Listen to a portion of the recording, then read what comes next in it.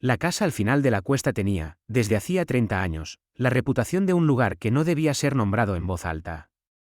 Se erguía, encorvada y sombría, bajo el esqueleto desnudo de los chopos, como si hubiera nacido de la tierra ya marchita.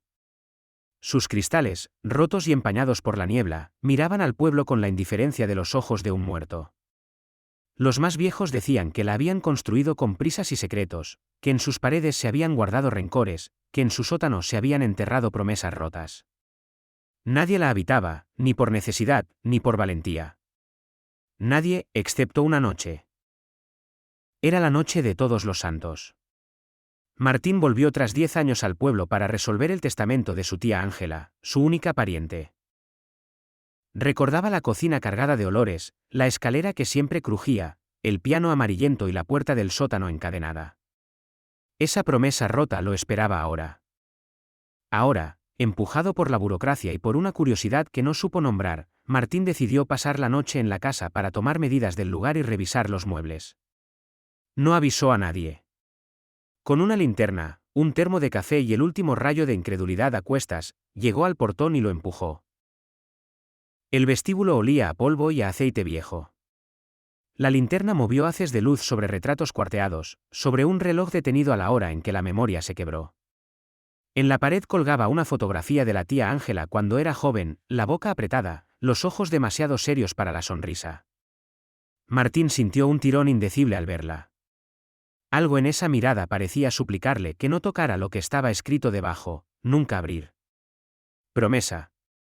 Pero las promesas desaparecen cuando las personas también lo hacen, pensó, y la promesa, ahora, no tenía quien la reclamara. Subió a los cuartos. El aire en la casa era pesado, parecía contener palabras sin pronunciar.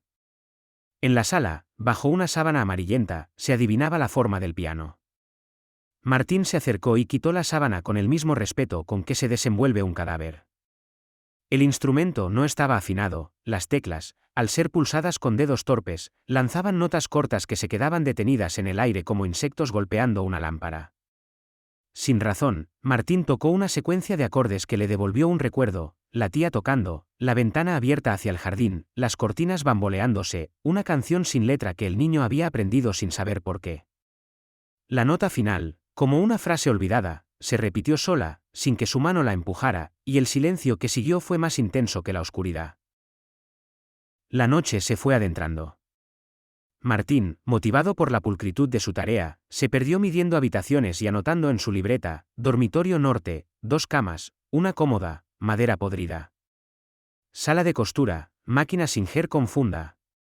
Al llegar al desván la linterna mostró un suelo cubierto de polvo y telarañas, cajas con ropa polvorienta, y uno de esos baúles que la gente suele abrir cuando espera charcos de memoria. Dentro halló cartas atadas por una cinta, y entre ellas, un sobre dirigido a su tía.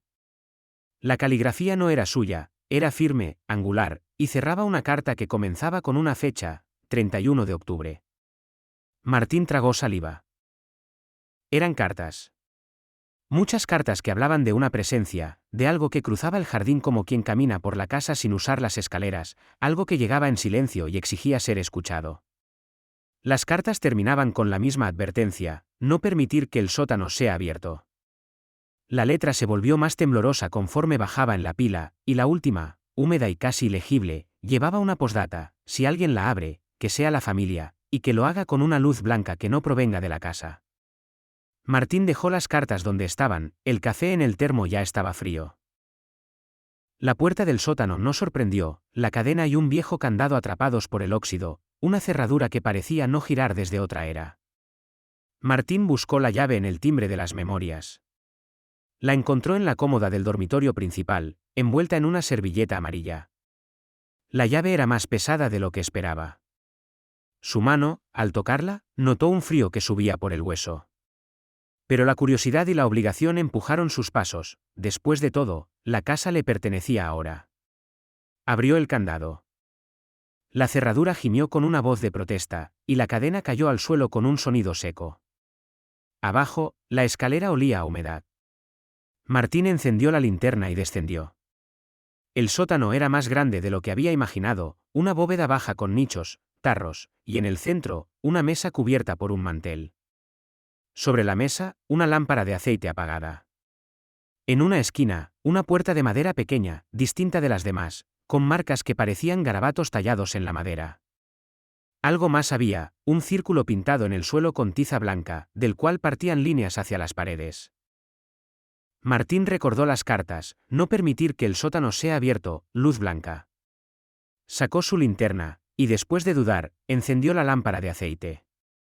La luz amarilla lamió las paredes y el aire se llenó de un olor a cera y a tinta. La lámpara proyectó sombras largas y obedientes que parecían mirar a Martín con una atención devota. El mantel de la mesa crujió cuando lo apartó, y sus manos temblaron al despejar lo que había debajo, una caja de madera con un cierre de latón.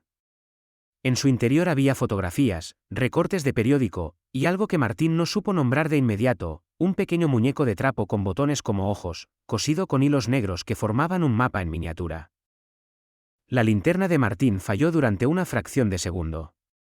Cuando la luz volvió, notó que la puerta pequeña, que antes estaba cerrada con una cerradura distinta, ahora estaba entreabierta. No habría podido jurarlo si alguien le preguntara, pero la sensación de que la casa respiraba se hizo más nítida, como si el edificio inhalara y exhalara por sus grietas. Martín se acercó con la cautela de quien no desea despertar lo que duerme. Empujó la puerta. Dentro había una habitación diminuta. En su centro, dibujado sobre el suelo de tierra, había otro círculo parecido al dibujo del pasillo principal, pero más reciente, con tiza aún quebradiza. Encima, clavado a la pared con una aguja, había un papel y en él, un nombre: Ángela. Debajo, garabateado, una frase corta: esta casa pide memoria. Martín sintió como si una mano invisible pasara por su nuca. No era el frío, era entendimiento. Las cartas, la nota, el círculo, todo era una petición, o una defensa, contra algo que no debía ser llamado. La tía lo había protegido con rituales que parecían más superstición que ciencia. Pero la mente humana es caprichosa, en ella, superstición y ciencia se hermanan cuando el miedo es real. Martín, con una mezcla de incredulidad y piedad, decidió que aquello se arreglaría con limpieza y orden. Cerró la puerta pequeña y bajó a buscar la linterna. Fue al apoyar la mano en la pared para levantarse que notó, con un sobresalto, que no estaba solo. Una figura oscura, alta y sin rasgos definidos, se recortaba en la entrada del sótano. No respiraba como lo hacen los vivos, su quietud era la de la piedra. Martín retrocedió y, por el movimiento, la figura lo percibió. No existió un sonido. La lámpara tembló en sus manos. La figura, entonces, avanzó un paso, y con él se escuchó el crujido de un piano tocando una sola nota, una nota baja y prolongada que hacía vibrar el barro en el suelo. La tía, pensó Martín, sin entender cómo lo sabía. ¿Quién eres?, preguntó, su voz rebotando en la bóveda como una moneda que cae en un pozo. No obtuvo respuesta. La figura se inclinó apenas, como quien reconoce a un huésped antiguo. Martín comprendió, con claridad terrible, que no todos los huéspedes eran bienvenidos. La figura se mantuvo inmóvil, y con movimientos que recordaban la calma de una marea, se deshizo en sombras que se escurrían por el suelo y se metían en las hendiduras. De la pared surgió un susurro, bajo y corrupto, que pronunciaba su nombre: Martín. La voz no era humana, parecía hecha de hojas secas raspando una ventana. El coraje se le hundió. Fue entonces cuando recordó la advertencia: luz blanca que no provenga de la casa. Martín buscó en sus bolsillos una vela pequeñísima, un mechero. Nada. Solo la linterna que llevaba y la lámpara de aceite. La figura volvió a aparecer, y esta vez sus contornos fueron menos nítidos. La casa, como si protestara, comenzaba a mostrar signos de vida. Martín, sin pensar demasiado, decidió prender la lámpara en el círculo pequeño. Si la luz blanca debía venir de fuera, entonces el reflejo del metal podría servir. Tomó la tapa de la caja de madera, la puso al sólido suelo y encendió la lámpara. Con la luz amarilla girando, el brillo no cambió nada. La sombra se acercó, y el aire olía a algo entre flores marchitas y tierra removida. De pronto, la linterna parpadeó y se apagó. A oscuras, Martín sintió un frío denso. La figura se acercó hasta tocarle la cara, y con un rumor que casi no era audible, dijo: «Devuélveme». Martín no entendió. ¿Qué devolver? ¿Por qué exigía aquello la tranquilidad de la tierra? En la penumbra, su mano chocó con algo blando y familiar, el muñeco de trapo. Lo sostuvo y, sin saber por qué, lo alzó como una ofrenda. La figura se inclinó, la voz se volvió un eco que se parecía más al llanto que nunca antes había escuchado: Ángela. La tía, pensó Martín, se había quedado prendida a algo que no era suyo. La conciencia de la tía, o su memoria, buscaba restituir lo que le pertenecía, o quizá la casa, hambrienta de recuerdos, exigía que no fueran arrancados. Martín recordó los recortes de prensa en la caja, un incendio en la fábrica del pueblo, una sierra que cortó más que madera, un accidente en el que se culpó a los obreros y que dejó cuerpos que nadie reclamó. En las fotos, una niña que parecía la tía, coronada de polvo; en las notas, nombres tapados por manchas oscuras. La casa, alimentada por la culpa, por la pena, por lo que no había sido enterrado de manera digna, había tejido una nómina de almas sueltas. Ángela había intentado contenerlas. No por santidad, sino por dolor. Había cerrado el sótano como quien mete los trastos que recuerdan a alguien que no se quiere ver. La promesa, las cartas, eran el cordón que ataba a esas voces. La figura, ahora más próxima, dejó escapar una queja larga y antigua. Martín, con la ternura de quien entiende que los fantasmas son, a fin de cuentas, personas con palabras pendientes, habló: ¿Qué quieres que devuelva? La respuesta fue un susurro que parecía agua corriendo por una piedra. ¿Olvido, olvido? Martín entendió que no era un objeto material lo que pedían, sino el cierre de un capítulo que había quedado abierto. La casa pedía que se nombrara y se permitiera descansar. Que se contara la verdad, que se nombraran los muertos que nadie quería. Esa noche, a tientas, Martín subió. Reunió las cartas, las fotografías y los recortes, y volvió a la sala de música. Colocó todo sobre el tocador y encendió todas las luces que pudo. No había forma de conseguir luz blanca perfecta, pero puso todo lo que era visible a la vista. La tía había escrito en su testamento palabras como instrucciones, y con manos que le temblaban, Martín comenzó a leer en voz alta los nombres que encontró: trabajadores de la fábrica, un niño con una fractura olvidada, una joven que nunca llegó a casarse. Los nombres parecían brotar de la casa como hojas en primavera. A cada nombre pronunciado, la lámpara del sótano titilaba y el viento cesaba.